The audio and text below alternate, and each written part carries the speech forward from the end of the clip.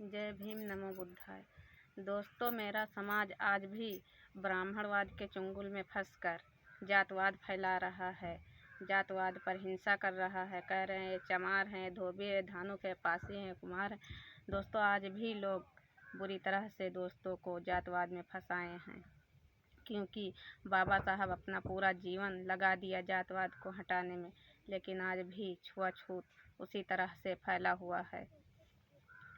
दोस्तों, इसलिए मैं कुछ चौपाई गाने जा रही हूँ, क्योंकि ब्राह्मणवाद ने इसी चौपाइयों से हम लोगों को अभी भी अपने चंगुल में फंसाए हुए है।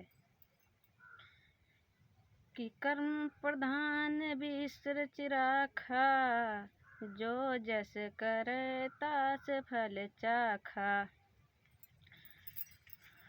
कि कर्म करोगे तभी फल पाओगे, कर्म करोगे तभी फल पाओगे, और कर्म नहीं करोगे तो फल नहीं मिलेगा।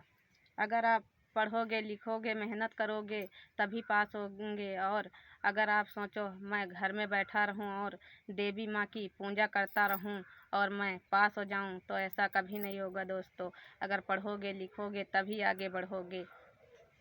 इस चौपाई को जब ब्राह्मण लोगों ने सुना तो जाकर तुलसीदास से कहा, इस चौपाई को काट दो।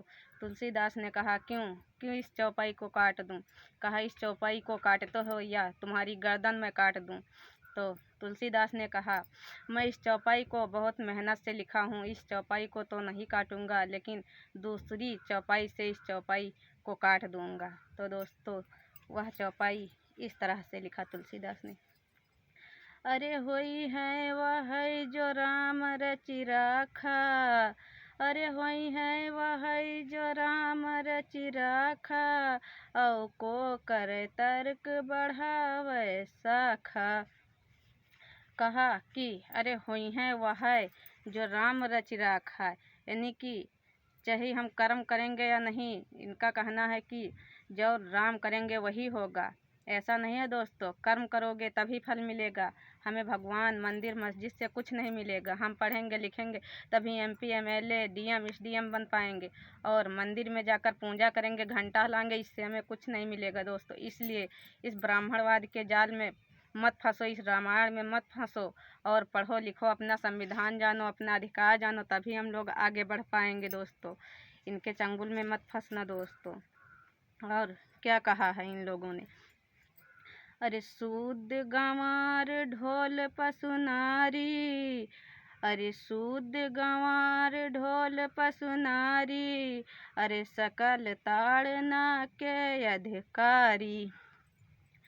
कहा, सूद गंवार ढोल पशु नारी और सकल ताड़ना के अधिकारी।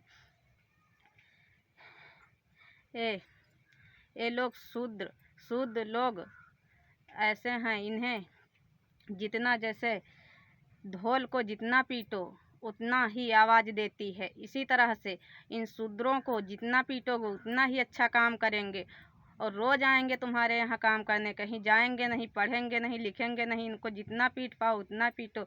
जिस तरह से ढोल को जितना धमधमाते हैं उतनी ही तेज़ बाजती है, उसी तरह से शूद्रों को जितना मारोगे जितना पीटोगे उतना ही अच्छा काम करेंगे। और आगे क्या कहा मनुवादियों ने? अरे पूंजी विपशील गुणहीना, अशूद्रन बिन गुण ज्ञान प्रवीणा। कहा कि शूद्र कितना भी पढ़ लिख ले, लेकिन वो पूंज नहीं है, वो पूंज नहीं है। और ब्राह्मण एक भी लाइन न पढ़े हो, वो पूंज है।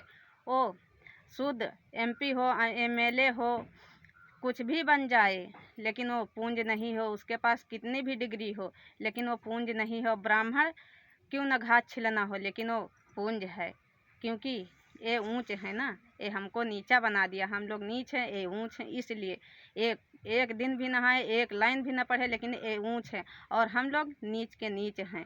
ये ब्राह्मण लोगों की चाल है दोस्तों, इनसे छुटकारा लो और इनके चंगुल में मत फंसो, इनके कहने में मत आओ दोस्तों, और अपना अधिकार जानो, अपना संविधान जानो। आगे क्या कहा?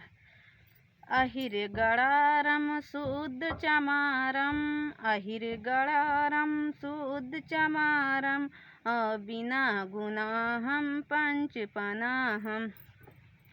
कहा कि अहिर गड़रिया तेली तमोली धोबी धानु कुर्मी काछ काछीस, ये जितने भी 6656 जातियों में बिखेरे हैं हमको, ये सब जातियों को कहा कि ये लोग कोई गुनाह कोई अपराध नहीं करते हैं, लेकिन इनको 5 जूते अवश्य रोज़ लगने चाहिए, क्योंकि इनको जूते ज़रूर चाहिए अगर कोई गलत काम करते हैं तो, अगर नहीं करते हैं तो। इसलिए दोस्तों अपने संविधान को जानो। अगर बाबा साहब नहीं आए होते तो हम लोग आज भी कोई गुनाह नहीं करते, लेकिन 5 जूते अवश्य खाने पड़ते हम लोगों को। इसलिए बाबा साहब आए और अपना पूरा जीवन हम लोगों को सुधारने में व्यतीत कर दिया। अपने बच्चे भी उन्होंने कुर्बान कर दिया मेरे लिए, और हम लोग आज भी मनुवाद के चंगुल में फंसे हैं, जातवाद पर फंसे हैं, उनकी हिंसा करते हैं, उनकी बुराई करते हैं। दोस्तों जातवाद मत लो, और सब हम भारत के वासी हैं, हम लोग सब भाई हैं, आपस में मत लड़ो। हम लोग 85% है और 15% के चंगुल में फंसकर आज भी अपनी सरकार नहीं बना पाते हैं। इसीलिए हम लोग धोखा खाते हैं और धोखा खाते रहेंगे। अगर हम अपना अधिकार नहीं जानेंगे, अपना संविधान नहीं जानेंगे, तो दोस्तों हम लोग धोखा खाएंगे और आगे कभी नहीं बढ़ पाएंगे। जय भीम, जय भारत, जय संविधान।